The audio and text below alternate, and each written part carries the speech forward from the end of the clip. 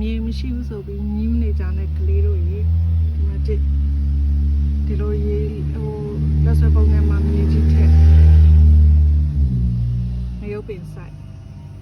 တိတာကြည့်ပြုတ်နေတာပဲ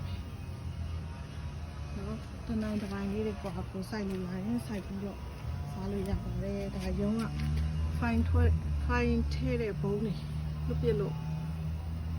ယောက်ျားစုလာပေးတာအဲ့ဘုံတွေကိုဖျန်းအပေါက်ဖောက်ရောမြေကြီးထက်မရုပ်ပင်တွေတန်းစီစိုက်ထားတာအများကြီးမဟုတ်2 4 6 10ပင်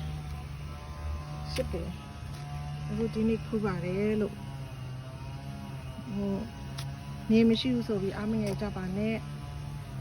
တနိုင်တစ်ပိုင်းအပင်လေးတွေစိုက်လို့ရရင်စိုက်ပြီးစားကြပါလို့ပုံလေးနှုံးလေးကြီးလာတော့လေတနိုင်တစ်ပိုင်းရတဲ့ပုံလေးနဲ့စိုက်ကြပါလို့နော်